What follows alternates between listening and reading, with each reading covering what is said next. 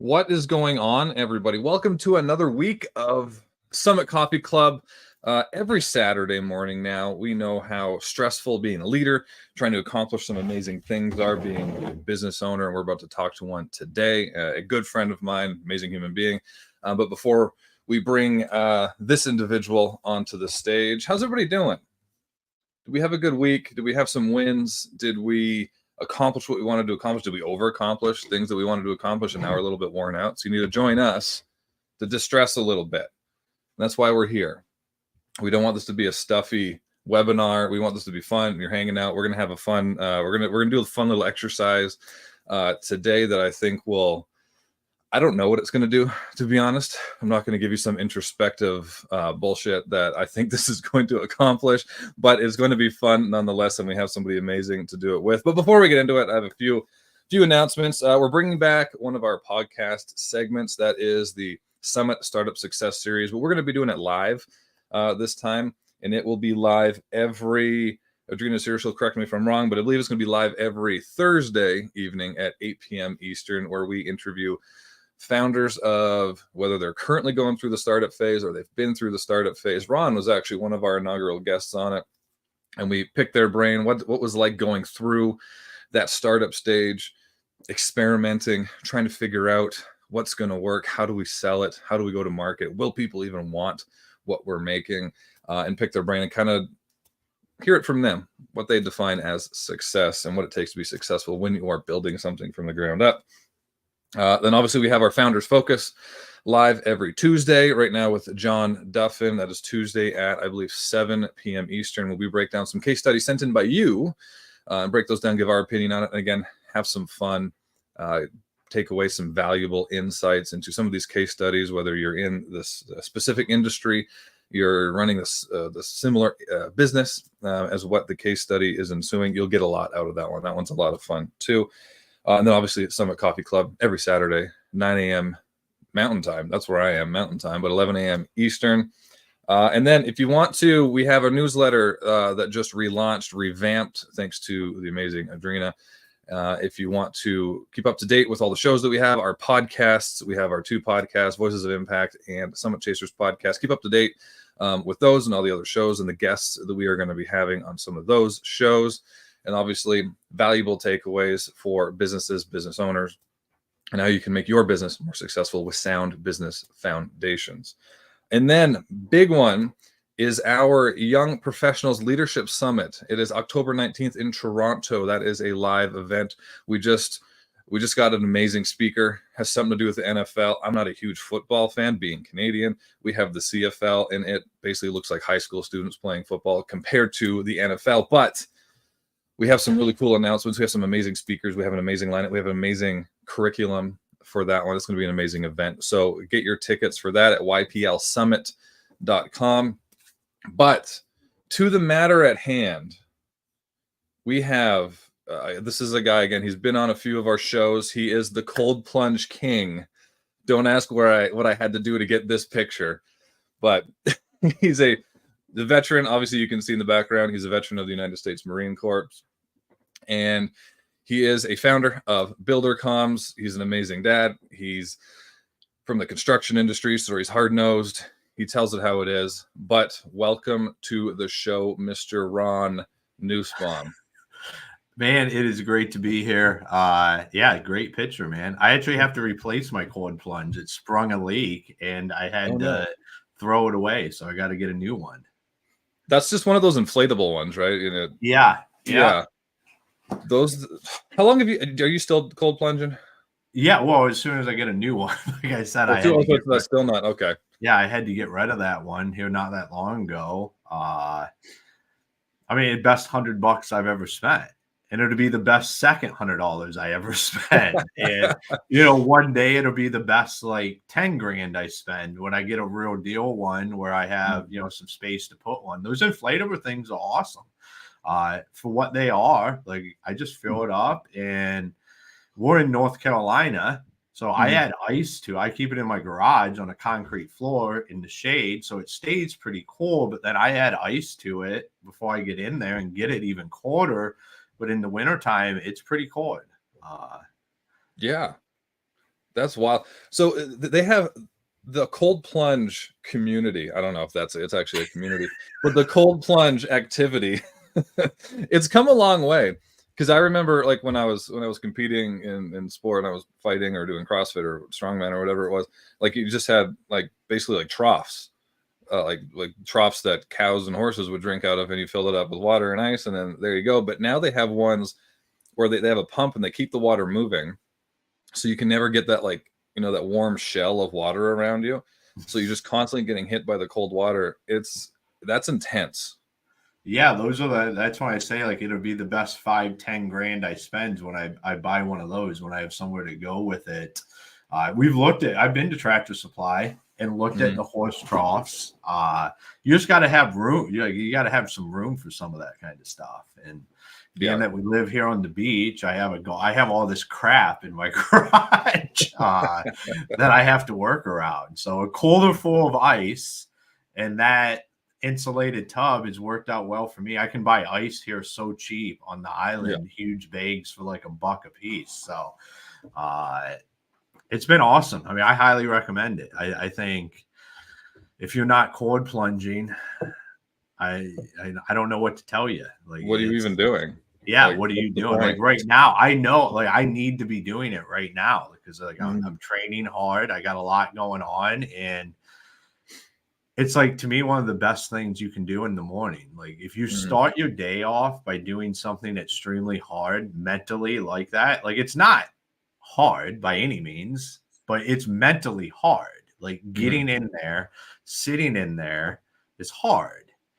And when you get out of it, like you just feel like the killer you are. Like you just feel like you have that edge. And the rest mm. of the day, like there's going to be nothing that can really happen that is going to be like I was in this ice bath this morning. Like, okay, like Mhm. is this what you have? Like keep throwing it at me. If you can get through, I mean, when you're starting out, like 30 seconds to a minute, and then you work your way up. But if you can get through a few minutes in a cold plunge and you can control your breathing, you can go to a happy place. Like that is good. That's a good exercise in dealing with stress. Just Absolutely. in that mental, from a mental standpoint alone, let alone all the like physical benefits. Yeah. I mean, I never feel any leaner than when I'm cold plunging. For some reason, it just makes you feel Hmm. lean. Like it just like I throw some Andy Frisello Jocko on Oh yeah. like a YouTube video, and I get in there, and I just like you said, you control your breathing, and you just get in that zone where, for me, that zone is continuing to reinforce that I am one of the baddest MFers that ever walked on this earth, and that's the legacy I have to continue to chase. So Hmm. that's what I get in there, and I get my mindset around that Hmm. and work through those demons. Like you're Oh yeah. not like all the stuff we put in our head is Oh like yeah. we tell ourselves we're not, we can't, this and that, and just a bunch of BS. If you can do something to work through that BS, get through that noise, like it's powerful. It's more Hmm. powerful than most people were. I mean, it's a very small percentage of people that do this kind of stuff. Hmm. And I'm just a believer in pushing the absolute limits in everything. Yeah, you are. I know that for a fact. I'm going to get, so Well, I came up with what I'm going to get. This is a Saturday morning, whatever. So we'll get off on some oh yeah. whatever. So I figured out what I'm going to get for like my knuckle tattoo here. Like I've been planning through that, and Yeah. I'm going to get rich on my right hand, and underneath of it, I'm going to get risk. Because most people will only ever see the rich aspect. They never see the risk anybody's willing to put in. Yeah. And then on the other hand, I'm going to get luck. And underneath of that, I'm going to get work. Because once again, everybody just thinks it's all luck. Like, oh man, it must be nice. Like you got there, but it was all the work, man. Like it's all the shit you did to get there, all the stuff you had to go through, the risks you had to take. Like this stuff doesn't happen overnight, no matter what social media wants to tell you. Like it's the reps in the gym for years that lead to actually getting in the shape that you want to be in. It's the reps every day in your business that leads your business to being where you want it to be. And I think that stuff, especially in today's word of social media, is just really overshadowed. We don't think about it enough. We go online and it's just a highlight reel after highlight reel and a bunch of perceived overnight, successes where, it took a lot of people 10, 20, 30 more years to be an overnight success. Yeah. Right. You just happen to have just found them on Instagram when they were I mean, well, like Alex Hormozi is one of the perfect examples of that. Like everybody, like people say this dude's just bullshit. Like go read his books and his story. This dude has risked it and lost it and worked harder than almost anybody out there in the last decade. And like that's why he's where he's at. But people would just be like, he got lucky on an Instagram reel and it blew him up. Like, no, that's not how that happened. Yeah, we all want it to be though. Like we're so addicted. Like dopamine is probably we talk about all the pandemic of drugs, right? That's going on. Whether it's the fentanyl, and those are terrible. I'm not saying it's not, but I think another one we need to add in there is dopamine. Like we're so addicted to quick hits.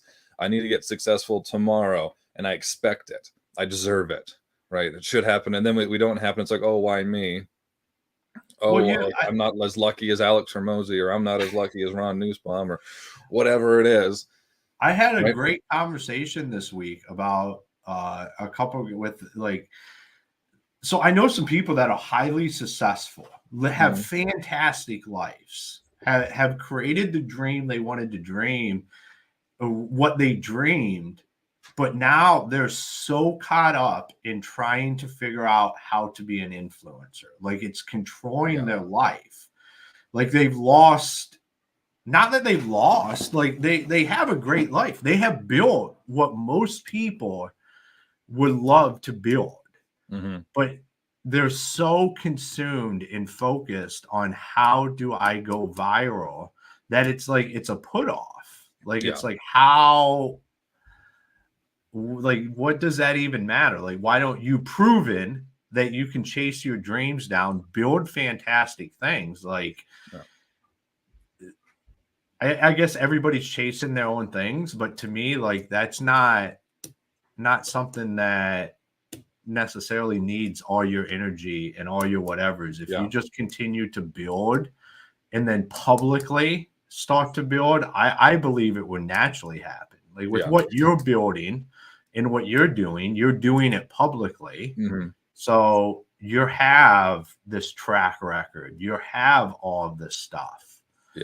And then next thing it'll be like, oh, well, he only made that one video and it went crazy. And you're going to be like, all right, man, whatever. Yeah. Well, and it's interesting. And this is kind of a good kind of a case study, I guess, for a lot of what's happening is like we get there's a lot out there kind of similar to the individuals that you're talking about, where they see a monicum of success and then they lose sight of what their definition was initially of success. And they chase the vanity metrics now. So they're using their determination of success by vanity metrics. But really these vanity metrics that now they're defining their success by really have no innate impact on what they initially define as success. So if they want to, if they wanted to start a business they wanted to start builder comms, right? The builder comm killer. I don't know. They wanted to compete with Ron, and they got to a certain point of, you know, their initial metrics was to help as many contractors as possible have good communications, have solid communications with their customers and with their suppliers. And then they saw a little bit of success. Maybe they had a video go viral. Like maybe they went to IBS and they did a cool interview, and then that one went viral, and then that felt really good. So then they keep chasing that dragon, right?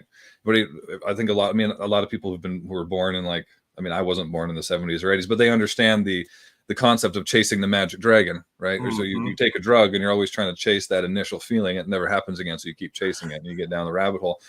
It's like that. Something goes viral, you get a whole bunch of comments or views on something, right? And all of a sudden you're like, oh, that felt good.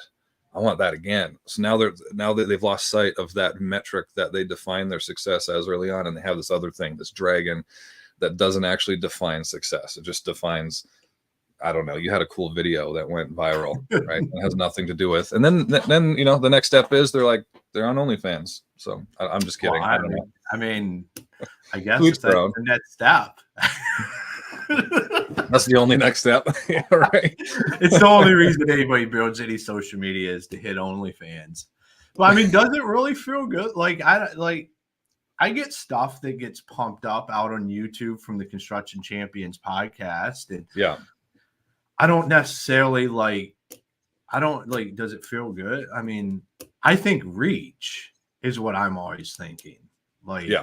Reach, grow. The bigger reach we have, the bigger impact we will eventually. Well, that's the word, impact. Like it's not. I don't necessarily. I don't know. I don't think like that stuff. Maybe I'm just different, and it doesn't do a whole lot for me. Like, I have to be out on this stuff, doing this because I made the decision. Like, I feel like this is part of my calling to do this kind of stuff. But like, if we were just going to have an open conversation about it, like, I would be just fine with no social media, doing absolutely nothing, living out in the middle of nowhere with my family. But that's not like, I had this conversation with Steph the other day, and I'm like when we exit this, and like, this is, I would be just fine doing this. But I looked at her and I said, here's the problem.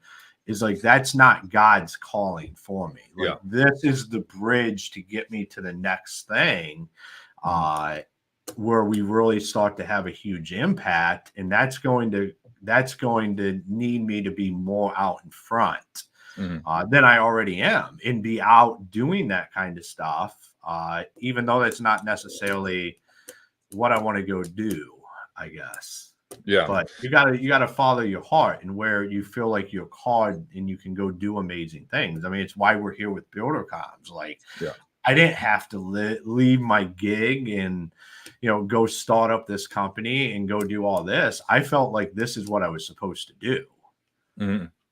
No, and I agree. It was what you're supposed to do. And the first time that we talked, that was when you were on, I think I can't remember who was on whose podcast first, but when we first had that conversation a while ago now, like you're like, I was meant to do this. I put my hand up. I was supposed to solve this problem.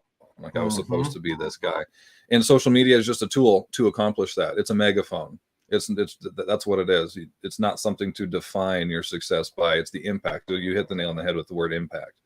It's to make an impact towards, that is in line with your mission, values, and your goals, right? That vision that you have.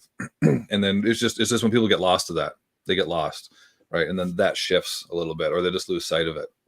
And they start defining their success by these ridiculous metrics and whatever, you know. What was that like for you though? Like, when you put your hand up and you're like, okay, I need to get myself out there more. I need to connect with these types of people. And then you're the communication king in construction. Was that an alliteration? No, because King starts with a K. When you shifted, right? Because you were a veteran. You were in the construction industry after that, and then you were like on social media all the time. Now you're like, I'd put you up there. Some of your posts are up there with, like, you know, the Goggins and that kind of stuff, as far as like motivational and that kind of stuff. And you're I would say you're vulnerable. You share. You went on Veteran Shark Tank. I forgot to tell everybody that. Dang it, I missed that in the intro. You're on Veteran Shark Tank. Bring it up now. What was that like, shifting from not really needing to be in the spotlight or even wanting to, it seems like, to no, this is what I need to do in order to accomplish the thing. A long road. Like, you can go back and watch all the original stuff up until now, and I mean, you just get better and better at it. Mm-hmm. Like, you just have to be willing to do it. Like, I'm just get shit done, take action, worry about it later. I think, like, if I worried about it more, I'd probably have better content. I would have better everything. But I prefer just to take action and just get stuff done, and you continue on. And what do we really have to lose? Like, so you make a video and you put it up online, like it might be seen by 600, 700, 800 people to start with, and then it goes from there. But what do we have to gain? Like, I think Hormozy is the one that shared. Somebody shared a picture of a room with like 500 people in it, and they were like, the last post you made that got 500 views that you thought was a failure. This is what a room with 500 people in it looked like. Like, it's a lot of people that get to see your brand, get to see what you're trying to do, or what you're putting out there. I think I can be a little, probably too, whatever, open, honest, whatever, just Ron Nussbaum. Like, I think I can't not be me. Like, that's a commitment that I made to myself a long time ago, was just like, just be you and let the pieces fall in where they need to, and continue to grow you. So, we've had many conversations around that. Is like, all we're continuing to always do is chase the best version of ourselves. You never know how good you could really get. And I think my curiosity for that is what really drove this, like, taking that step. Because, like, you can sit wherever and always wonder. It's the same reason I became a Marine, because I didn't want to look back and ask myself, did I have what it took? Could I have done that? Like, with the podcast, starting that, or builder comms, or doing social media, doing all of this stuff. I don't want to look back and say, could I have done that? Like, whatever. I mean, like, I got a 6-year-old little boy. Like, I think he deserves to watch me go chase this down. I think it's the right thing to do as a parent, is to go chase this down and let your kids learn and watch that. Cash just started a YouTube channel. I saw that. I was going to ask you about that. That's so cool. And that was him. That wasn't like me. Like, literally, he's spent the last 2.5 years watching me make videos, watching me do this. He would do stuff with me. Like, I would shoot a video or whatnot, and then he would shoot one. And so for the last couple of years, he's been around that, and he watches YouTube. And then he came up to me and said, Dad, I want to have my own YouTube channel. And I was like, really? Okay, so tell me more here. And he's like, I think it would be really cool if I made videos for other kids. And I was like, all right, what's that look like? Let's start rocking and rolling. And we've started making videos. And he's a natural because he's been around it. Yeah. And if we start to think about what's the future look like, he has an opportunity. I mean, he's 6 years old. His goal right now for the next 90 days is to get 1,000 subscribers. Like, that's his goal. That's what he told his mom. So, like, he's listening. He's paying attention to the shit his dad's doing. Because he's like, Mom, in the next 90 days, I want to get to 1,000 subscribers. So, like, we did a video about that. And people around you are paying attention, whether you think they are or not, especially your kids. So, like, he jumps up there and he cuts these videos, and, like, to me, it's mind-blowing because he's just like a natural at it. Yeah. But he's not. But when I reflect on it, I'm like, well, why wouldn't he be? Yeah. Like, he's watched me do it for the last, since he was 3 years old, 4 years old. He has watched his dad do this. Why wouldn't he be able to just get up there, hit record, and just go? And he's like me. He's a one-take kind of guy. Like, he's like, we're just going. He's like, here's what I want to say. We'll rattle it off a couple of times. Like, make sure he's prepared.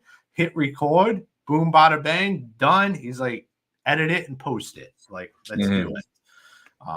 So. Well, that's incredible advice. And it's like, so there's a few clients that, this has been kind of a common theme with a lot of our clients, especially when they're trying to get they're trying to get their business off the ground. Right. And they're trying to get that first sale that's not, a referral or somebody directly in their network or something like that. They're trying to create the flywheel, right? And they want everything to be perfect. They want everything to be perfect before they start, right? Well, you can get it good, right? You can get it good enough. You have your MVP, your minimally viable product, and I think everybody wants the perfect viable product before they even start. And there's the echo chamber on LinkedIn of gurus that'll say you have to start before you're ready and all this kind of stuff. And you won't, ready's never going to happen. You just got to go and that kind of thing. But it's true. You have to take action, right? But it's like, how do you get past that when you're somebody who maybe, and it's also people who've had success before and feel like I've had success before, so everything I do from now on has to meet that standard. It has to be at that current standard. So if I put something out that's crap, if I make a video that's not very good, or I edit it weird, or there's, whatever it is, it skips a few things, or I stumble my words or whatever it is, and that's terrible. I'm back at square one. I'm going backwards. But like that mindset, it's not insane to me, because I do understand some of it. But it's like, how do you shift from the mindset of like, I need to do everything perfect, I need to hold myself to this certain standard, even though I'm doing something new I've never done before? I'm holding myself to a standard of something that I'm a master at when I'm doing something brand new. Like, how do you get past that for some? Because I'm like you, I don't care. Like, I'll just go live. Like, I'll just do this. I'll stumble my words. I'll sound like an idiot. But I know as long as I learn from it, I go back and watch the film, I'll get better at it. And like, I have this thing where I say right after every sentence. Like, right. Like, it's so annoying, but I'll go back and watch myself, and I'm trying not to do that now, but I'm being thoughtful about it. But I wouldn't have even known that I was doing that if I didn't just go out and be willing to be shitty to start with. So it's like this mental block. Like, how do you what would be your advice for somebody who's not you, right? From these other perspectives of people who've, they've had this success before and they don't want to feel like they're going backwards. What's your advice to them to get past that? So I think when you start talking about prior success and things that you've accomplished, is you can put a cap on yourself. So like, it's either like you reach a pinnacle and the decision has to be made is, do I want to go farther? Like, I have become this great. I have done this. I've had a lot of success. Some people can be happy with that. They can just like, if you're happy with that, then you have to accept like that's the pinnacle. Mm-hmm. If you're not happy with the amount of success you have to understand what got you to that success is going to happen over again at a higher level. It's going to be completely different and feel different because you're not the same person that when you originally went through it. And I think that's what we can lose sight of. Mm-hmm. Like, I hope one day, like when I'm 60, 70 years old, whatever that looks like, I can be happy with where I'm at. Mm-hmm. I find that hard to believe because that's just my personality is like, I want to be chasing something that is beyond myself, something that can have a huge impact so for me, it's like, wow, we got this far. Like we can only get better. And everything you do comes with different sets of risks, no matter how successful you've ever been. And I think that's how we have to look at it. Is if you want that next tier of success, if you're going to go chase that, it's going to be the same as before. It's going to be easier probably because you probably have more resources, more means to do it. But it's going to involve the same failure, the same finding things out. Like just because we've had success doesn't mean we're some wizard. It just means like we can figure some other things out and make it easier. but we're still not just going to show up and just blow something up. Like, yeah, I think prior success is just like, it's like a pool of proof that you can overcome challenges in the future, whether they look the same or they don't look the same. Like, we all learned how to ride a bike. Well, I mean, maybe not everybody. Actually, Adriana doesn't know how to ride a bike. Sorry for calling you out. But most of us have learned how to ride a bike in the past. But in order to learn how to ride a bike, we had to not be able to ride the bike first. We had to have training wheels on, and then we had to maybe fall a few times, unless you're a natural like I was. But I'm just kidding. I wasn't a natural. a great business coach a Hmm. long time ago, I heard him say, and I'm sure that he repeated this from somebody else has repeated it. Probably. But every time you probably say this all the time because it fits right in your thing. But every time you make a summit, there's another peak. Mm-hmm. And it's up to us if we're going to look at that peak and take it on, or if we're going to look at the mountain we've already summit and be like grateful that we did this and here we are. Mm-hmm.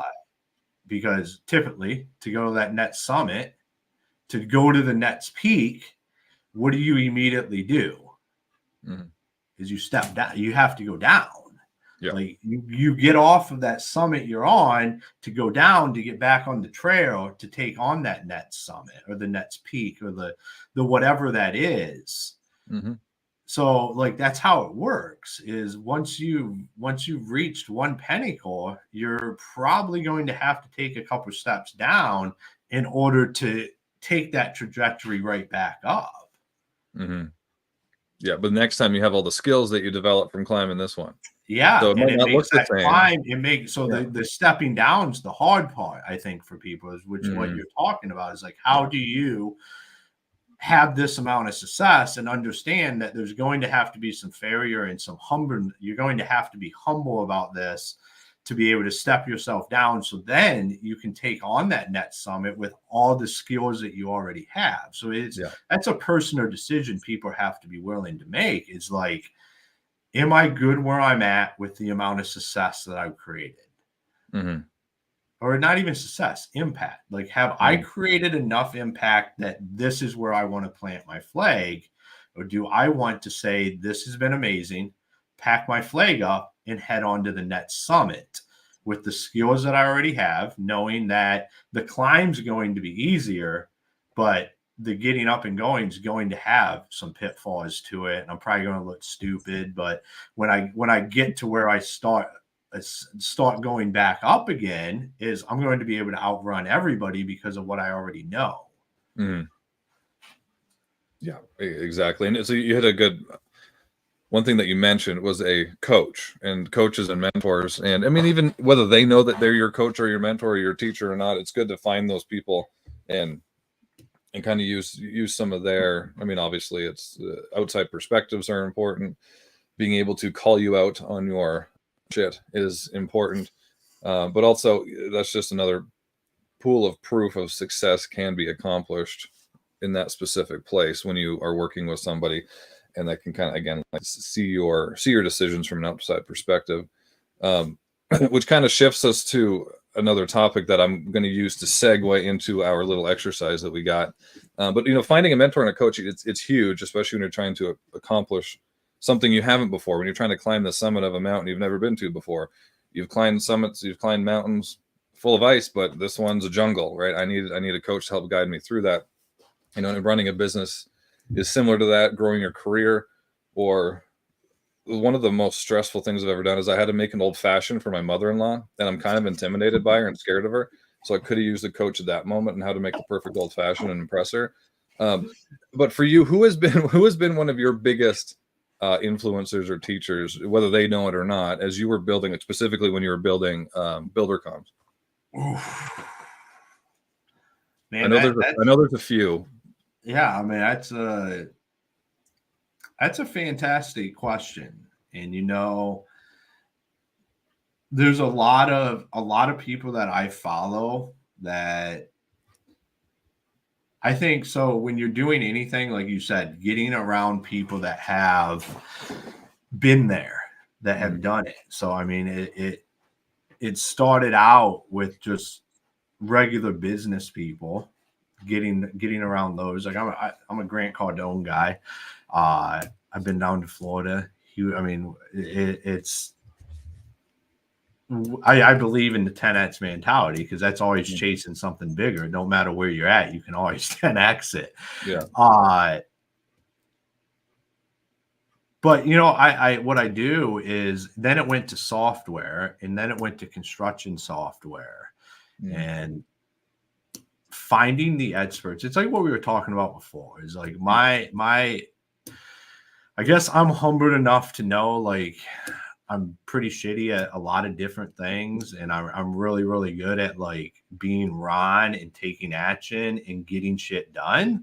But I'm not an expert at a lot of different things. And that right now, it's about finding those experts to traject anything, whatever that looks like. And those experts live in your spaces in those areas. So finding those people, whether they're accessible or not.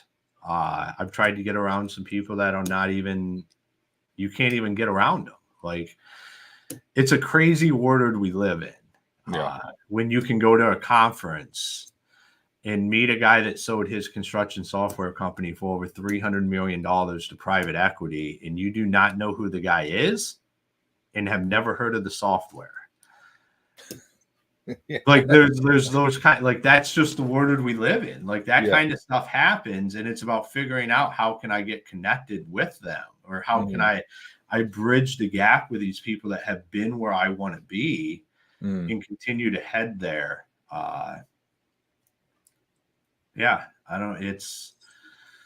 think most people that have had the biggest influence on me is I like Andy Elliott. Like I'm part of his deal. I like people that are real and would tell the shit how it is and understand that this all starts with personal excellence. So if you're like overweight, spewing some crap or whatever, like it's probably not going to be my cup of tea. I want to be around people that understand that the amount of success starts with them being the best version of themselves, and then everything's built off of that. So like I said, I'm a Grant Cardone guy, Andy Elliott, like I guess high intensity, man. Used to be a Jocko guy. Not that I'm not anymore. I think you progress. Like I think you can't pigeonhole yourself into one person for the rest of your life unless you're only at like that's where you're going. Like the consulting and coaching order, and I know you believe this because we talked, like the goal is to get you where you need to go and hand you off to the next person. Like what do you need my expertise for? So like that's the conversation I typically have with people. Like even though like I was talking to having a go-to-market meeting with this company and what like their proposer and stuff. And I was like, what do you see in 12 months? Like, what's your goal in 12 months? Like, is this like you want to marry me and you're with me forever? Or is this like in 12 months, I should be hiring people and you're going to be handing these responsibilities off? Well, I didn't really care a whole lot for their answer when it came to that because they wanted to continue to be part of it. And I'm like, well, I understand the need for your business to have that kind of business model, but shouldn't you be really good at getting people to certain places and then handing them off or giving the tools and resources? And that's what I look for when I talk to people that are going to have influence on me. Is like, do they want to be that whatever for the rest of my life, or do they want to be in my life but for a short period of time they want to get me to the next level, then be able to introduce me to the person that takes me there? And I think that's one of the big issues. There's two sides to that too. So there's the side as the consultant and mentor, and then or coach, and then there's the side of the person seeking out that mentor and that influence and that coach. And you have to as the consultant mentor, you have to understand that you can't be everything to everybody all the time for the rest of their life, right? And you have to set them up for success after you have focused on your specific thing, the specific outcome that you're able to create for people. and then be able to hand them off. But so many of them that they want to keep them down. They want to, oh, I want this person to be working with me for 10 years. That's gonna be a very different person. It's like some relationships. If you get in a relationship when you're 16, you're gonna be a different person when you're 30 and have kids like that. I hope that it works out for you. I don't want any divorces. There's enough of those, but you know what I mean. You're gonna be a different person. They're less likely to work out. So you have to be willing to put your ego aside, set people up for success, and then have a way, like you said, to be able to introduce them. Okay, this is where you're at. This is the gaps that you have now, because your problems have changed. Your challenges have changed. I'm not the individual. I'm going to hand you off to this individual who is the one, and that's totally fine. Like, that's why it's so important to understand exactly, as a coach, as a consultant, understand exactly what you can and can't do, and stay within those bounds. But then on the other side, when you're trying to find those individuals, you hit the nail on the head. You know, Andy Elliott. Not everybody's going to like Andy Elliott, but the people that do work with him, there's a reason that he gets results. It's because he attracts the people that are attracted to him, like that would work well with him, that would listen to him, that would live that life, so to speak, and speak that way. So it's important that you're honest with yourself, and you don't just grab the next person who has, like, not everybody's an Alex Hormozi fan, right? And that's totally fine. Understand that. Don't just follow him because he has a cool following and it's fun to tell people that, ooh, Alex Hormozi is my mentor. No, find somebody who works well with you, with your goals, with who you are, what you want to accomplish. But that leads me to, well, real quick on that is everybody should at least read his books. I mean, it's some of the greatest stuff that has been written in the last 100 years. Like, yeah, it is. You're talking about Alex Hormozi, right? Yeah. Yeah. Like, his stuff is gold. Like, it literally, he is willing to give it all away. It's one of the things I love about him. Yeah. Well, he literally, and that's one of the cool things about him, is he'll just give it away in a $30 book. Right. But no, his books are fantastic. And that's the other thing too. Don't shut yourself off for some of the knowledge that I do have just because maybe you don't like them. Read his book. Like, if you're, especially I read stuff from people that I can't stand just because it's like people's input matters. Yeah. Like, if somebody's where you want to be at, like, I did this a year and a half ago. Like, I was trying to answer some questions, not just personally, business wise as well. And I had a guy that I knew that, like, he was where I want to be at. Great family, driving around in his Lambo, living a fantastic life, spending all his time with his kids, doing like, and I was like, dude, I need like 40 minutes of your time, or 45, whatever. I just sent him a message. I knew it. Like, we had talked prior. Yeah. And he's like, I was like, whatever it's going to be, like, let's get this set up. He's like, we'll do it for, gave me a half off deal that was not cheap for 20 minutes of his time, which was fine because I needed answered. Like, I had questions for him because he was living a life that I wanted to live, and I wanted some clarity on some things. And I spent, like $400 for 20 minutes of this dude's time. And I got answers to these questions, and it changed a couple of things in what I was doing from my business perspective as well as personally. Yeah. That it was worth every penny of it. But most people aren't willing to do that. No. Most people, even if it's somebody like, he typically charged a lot more. But he's like, I know you, so I'm going to do it for this. And I said, that's fine. Like, I'll pay whatever it is I need some time. Not just us talking. I need you to give me some straight answers on some things. And like, that's what you have to be willing to do. And then you have to be willing to take action on that. I have a really, really good friend that does real high level consulting, like huge deals, long-term, changes companies. And this dude fires more clients than anybody I've ever met. People that pay him a lot of money, because he's like, it drives me nuts that people hire me and then they don't do anything I say. They're like, all right, whatever. And then they don't want to show up for meetings. And he's like, I just get done with it. And I think if you're somebody that's going out there and finding somebody to help you get to where you're at, like, it is, like you just said, like, it's not something to just check box it. Be like, oh yeah, hey, I work with Alex Hormozi, or I have this mentor, I have this coach. Like, it looks bad on that coach if you're not doing what they're telling you to do, and all you're doing is saying, oh yeah, I'm in their program. Like, as somebody that has been coached, will continue to be coached, hire consultants, have those people around me. is you have to be willing to do the stuff. And I think too many people jump in and would just, hey, call Zach up and be like, this is going to be the answer to all my problems. No, he's going to direct you with what you need to do to fix your problems. Yeah. And you have to fix your own problems, because if Zach fixes them for you and then you come in 6 months later, you're going to have the exact same damn problems over again, because you never understood the problem and how to fix it. So that I just got that off my chest. No, you're good. It felt like you needed to get that. It felt like you needed to get that off your chest. So, yeah, because I mean, I watch people do it all the time. All the Hire time. coaches, do all this stuff, spend all this money, and then never do anything. They do, because what you just said is they want to be able to say, oh yeah, I have a coach, and like it's all cool that I'm paying. So I'm at a status level where I can now have a consultant. I can now have a coach, or like I can have a physical trainer, but like I don't show up to the gym and then I don't do any of the shit they say I'm supposed to do. And then who looks bad in this situation? Like the consultant and coach looks bad. But it's really the client never had any initial thought to do this shit. Like it's mind blowing to me. It is. No, it is. I was part of a program, and it was an expensive program.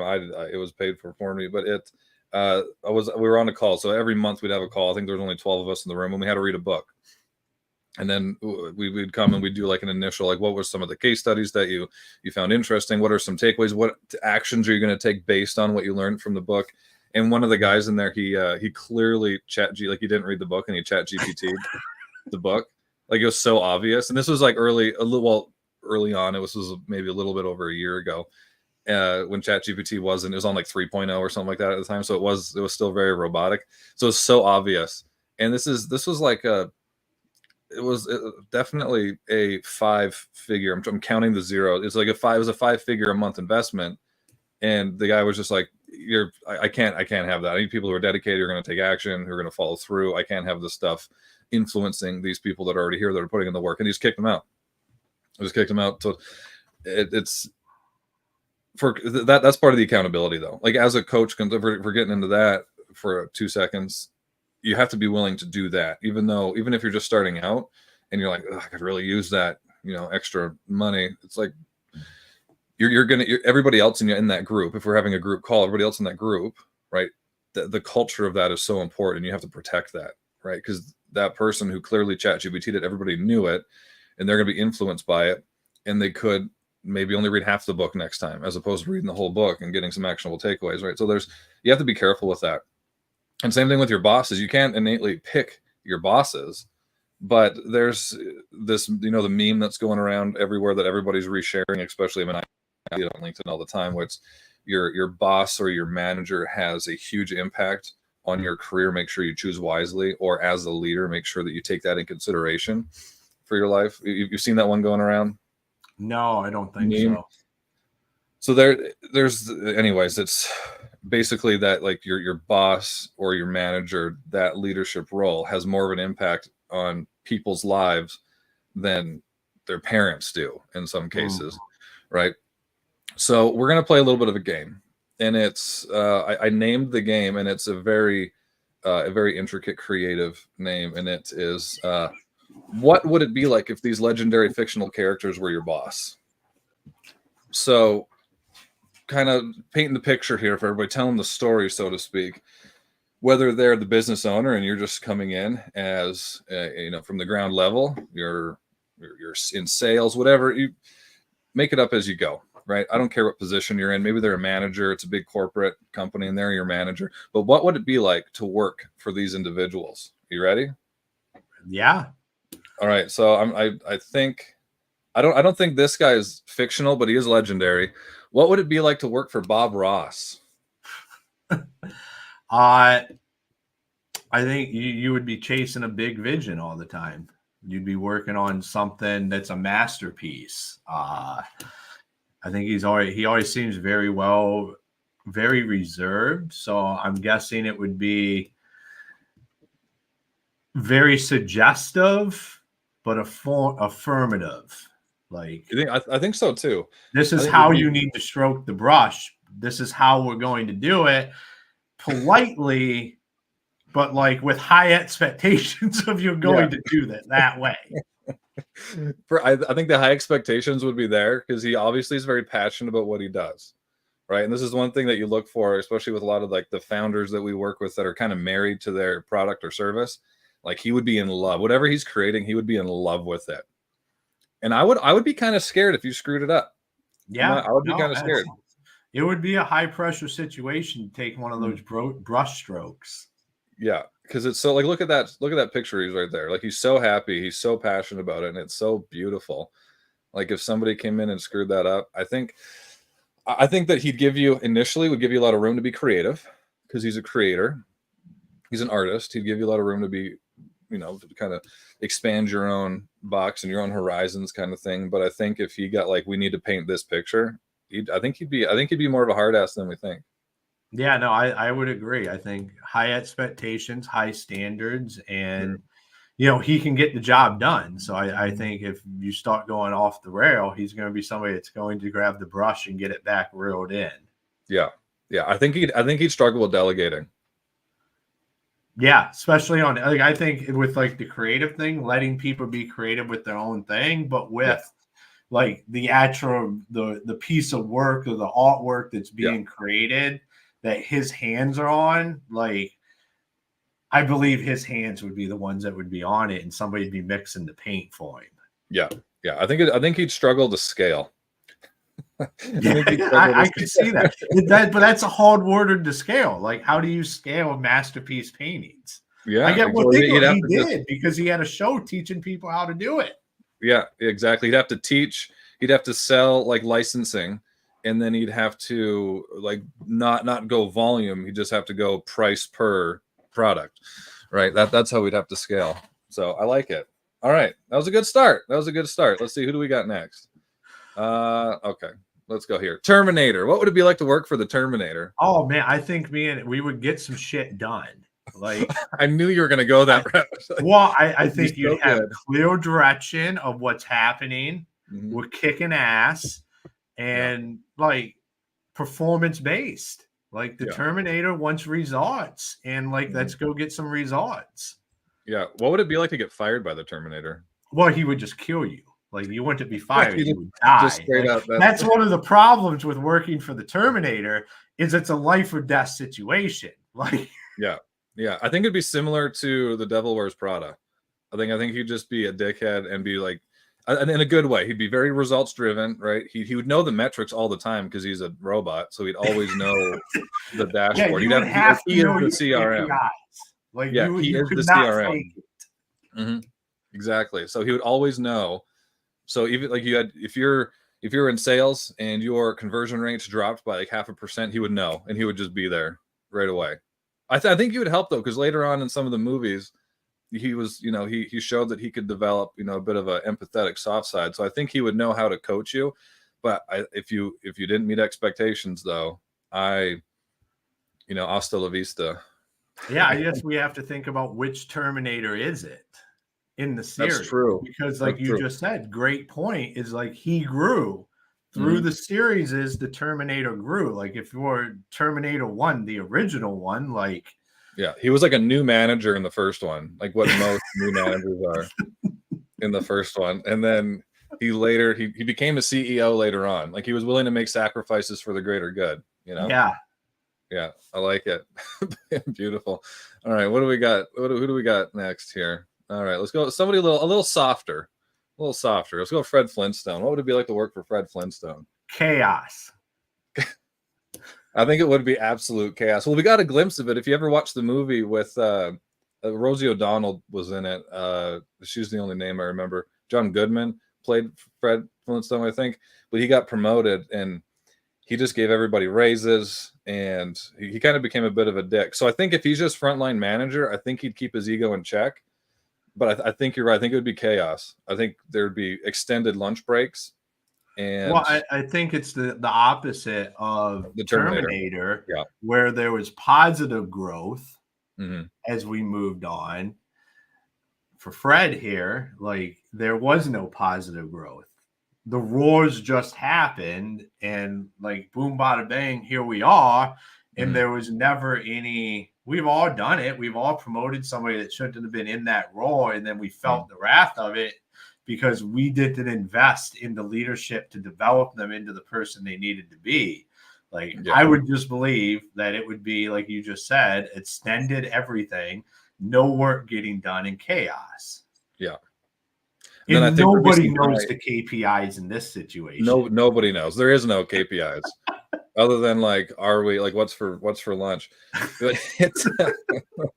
He'd be one of those bosses, you know, where there's a lot of like the high performers underneath of him are like, I need to take that guy's job, or I can do this job better than that person. You get like your turn rate would be so bad, I think. Yeah, I would agree. Really bad. Like, you wouldn't attract high performing individuals. But, you know, if you're like a young kid and you just want like a summer job that's fun, I'd work for Fred. You know, I think that'd be fun. All right, now let's see. We got two more here. Who do we want to pick first? Okay, let's go. Let's go Captain America. What would it be like to work for Captain America? It'd be very military-esque, so there'd be a lot of order to it. A lot of clear direction on what we're going to be doing. Yeah, I think it'd probably be a pretty good gig to have him. Yeah, I think there'd definitely be like a dress code. Oh, yeah, absolutely. There'd be a dress code, like no bad language. I think it would be not as serious as Terminator, but not as laid back as Fred. Like, there would be a little bit more give and take, but you'd have a clear line of leadership and chain of command. Yeah. He would, if there was like a crisis situation, an economic downturn or layoffs or anything like that, like I'd want to be on his team. Like, he's been in it. You know, he's calm under pressure.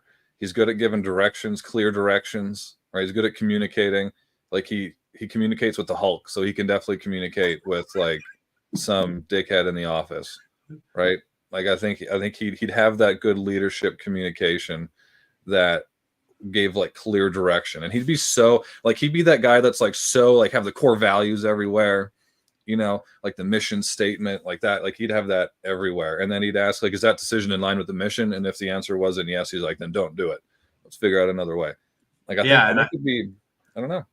Yeah, and I think one of the things that you touched on there is that he's been there, done it, so he'd be very calm, cool, like you said, like, does this align with where we're going? Give the team some freedom there to do that, because he already knows like what could possibly happen. Like, it's not, it won't be the end of the world because he's been there. Yeah, he would. The only thing I would maybe, if he like overreacted to things, because like he has seen so much stuff, like being in World War II, and then, you know, although, I mean, whoever hasn't seen the movies, go watch the movies, but he's been through some things, right? He's been to space and stuff. So I wonder if he'd like overreact a little bit in some cases. Like, he'd go from like, it's okay, we just missed a bit of a projection, here's the strategy to make up for it. He'd be like, no, we failed. It'd be like so intense. He'd go back to like, I think he could handle it. I think he'd be fine. I think he knows what mindset to bring to each situation. Yeah, I would agree with that. Yeah, I like it. All right, we got one more. I didn't, there weren't in any particular order. I don't know if I saved the best for last, but Gandalf the Grey. What would it be like to work for Gandalf the Grey? I don't know. I don't know a whole lot about him. So what would it be like to work with a wizard that looks like what's the Harry Potter Grandmaster? I can't remember. Dumbledore. I feel like you would always be in trouble for things you had yet done, because they knew what you were going to do. So like, you would be getting your ass chewed for something that has not happened yet. Yeah. But it was going to happen, so we're proactively taking care of this. Yeah, he just has so much like future introspection that he just knew, like, he was so calculated and so wise that he knew based on the actions that are currently being taken what the perceived outcome could be. So he would just be he'd be so proactive. You're right. Yeah, he would be like, "Hey, Ron, we got to come over here and have a conversation about something you did 6 months in the future. That just wasn't positive." It just wasn't based on your actions 8 years ago. This could possibly happen in 6 days from now, so we're going to handle this right now. Yeah, very proactive. But I think so in the movies, like he believes so strongly in like the underdogs, like Frodo. He's this little hobbit, but he trusted Frodo to take the ring to Mordor and destroy it, type of thing. I'm giving away my nerd colors here a little bit, but which is fine. We're gonna say this is a safe place. This is so. Where did you get this inspo? I don't know. The Chrissy's. Sorry, I'll put it up there so everybody can see it. I don't know where I got this, but I do know that we're talking about Gandalf the Grey. But I think that he'd be a very good developer. He'd be good HR, Chrissy. Speaking of HR, he'd be really good HR because he'd believe in people. He'd give people chances, but not too many chances, and he would know how to develop them, and he would know where everybody's potential was. Speaking of knowing the future, it'd be like, hey, our business is going to be here in 6 months, and you don't have the potential to be here, so we should probably just nip this in the butt now. Like I think he'd be really clear, but I think he'd set you up for success, whether it's with the current company or passing you off to one of the other wizards. I think so. I don't know what. Did you ever watch any of the Lord of the Rings? No, I have not. You take chances when you surprise somebody with a fun exercise. I love it. I don't like. I think like when you just think wizard, like I said, like it's something you'd be going to be very proactive. Yeah. He's gonna be able to he's gonna have some like really obscure ways of solving problems. Like really. You know what I mean? Like, yeah, no, outside the box. He'd be a great like director or executive for like Netflix, like something like super creative, like Netflix, or like he wouldn't. I don't think he'd do well at like Amazon, like where it's so structured, and so I think he'd be better at like. So that now maybe that's what you need to do. Is like what companies should these people run? Where would they excel? Okay. My vote for Gandalf then would be Netflix for sure. Yeah, no, that makes sense. If you're like a creative wizard in that situation, like, is he like the CEO and is Bob Ross the COO of Netflix in a perfect world? I don't know if he'd be the COO. I don't know about that. I don't know if he'd be in operations. I'm not gonna lie. But yeah, what company would he'd be? Again, he'd have to be something that's like. Again, really high, doesn't do a ton of volume, but really high value. Like he wouldn't do well at like Apple, I don't think. What about like a Canva? Where it's all about letting your design and giving people the power to create their own stuff. Yeah, I think Canva would be. You're right.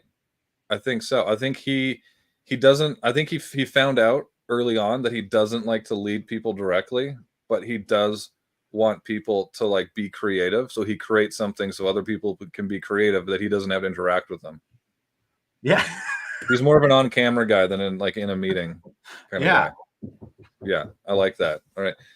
Christy's saying he'd be creative director of product design. Yeah, he'd be in the back just doing his thing, just creating the products. He'd have no idea what the customer actually wants, but he would just make shit up as he goes. Like no idea.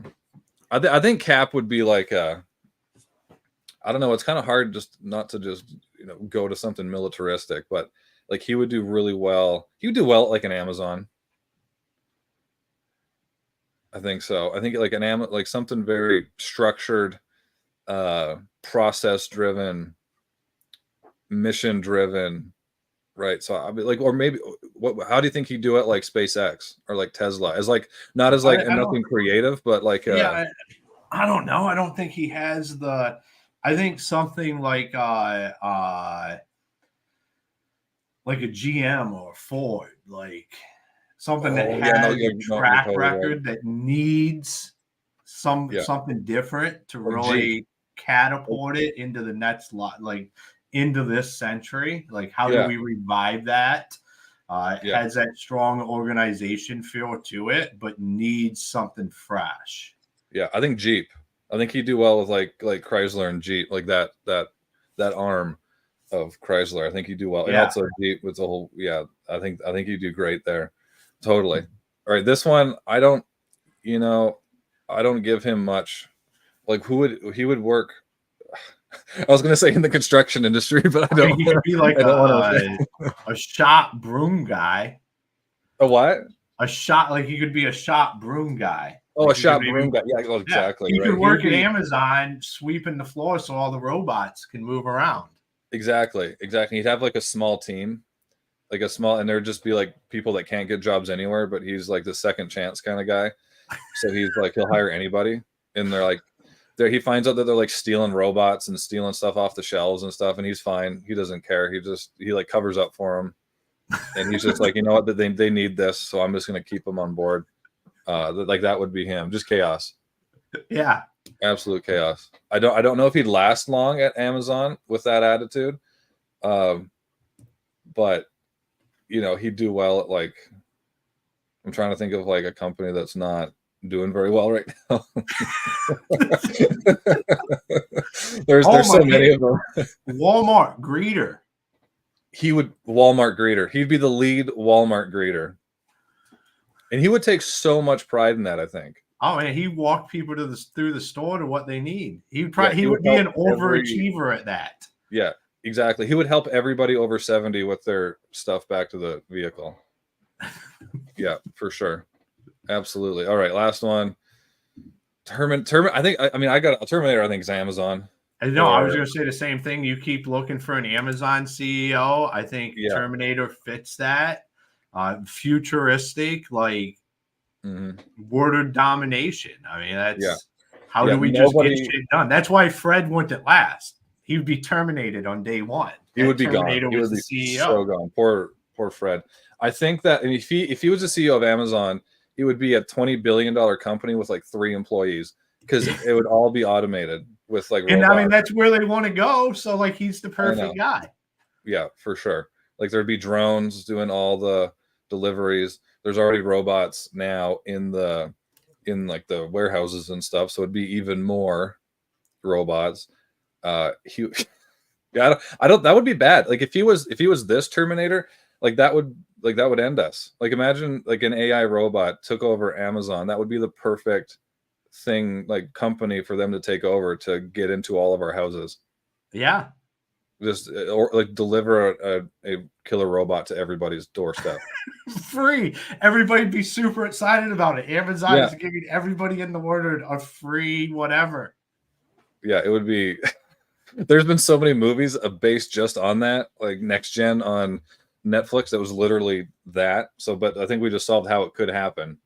So it won't. Maybe I don't know. AI is getting crazy. We're a long ways away from. So in 6 months, when Jeff Bezos does the Amazon whatever thing, and he introduces his robot CEO, that's should be named the Terminator, but he won't be. Like we know what we can already have we have the wizard. Mm-hmm. We can already tell exactly what's going to happen. Yeah, exactly. And it'll have like the killer assistant robot will have like a really like soft name that completely takes all like the heat off of him, like Wally or something like that. Like it would be. Maybe I wouldn't want to work there because I'd be fired. Everybody would be fired except for the robots. But yeah, that was fun, dude. I really appreciate that, my man. Before we end this, what do you have to say? Where can people find you? What do you have going on right now? I know you have your podcast and all this kind of stuff, but I want to hear it from you. Yeah, no. So you can find me anywhere that you want to find me. I'm typically not that hard, from LinkedIn to Facebook to Instagram to you name it. I'm on it. We have the podcast, Construction Champions Podcast. It's everywhere as well. Yeah. And go check out Cash All Money Life. That's my son's YouTube channel. Give him a like and a subscribe there as we continue to help him build that. So I love that. I love that you're supporting him in that. That's so cool. And what's his YouTube? I'll make sure I link it when I repost this.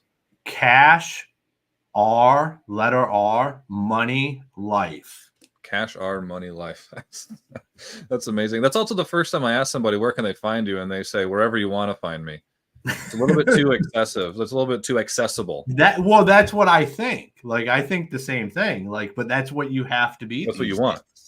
Like if Yeah. you're not, then you're doing something wrong, like I guess. So I try to make sure everybody can assess me everywhere, and I try to put out content everywhere as best as I possibly can, because people should be able to find you wherever they find you, like wherever they consume content. Mm-hmm. If it's okay, let me take that back. So if it's your ideal customer or people that you want to be connected with, if you aren't putting content out where they live, then you're wrong. And my ideal customer, my warded I live in, is the construction and veteran warded, and they consume content everywhere. So I better be everywhere. Yeah, you heard it from Ron. You got to be everywhere, but be where your. I mean, I think it starts. Obviously, it starts with knowing who your ICP is, your ideal customer profile is, and then hang out where they're at and do it a lot, especially when you're first starting out. And like we said at the beginning of this, don't be afraid to be shitty. Just start.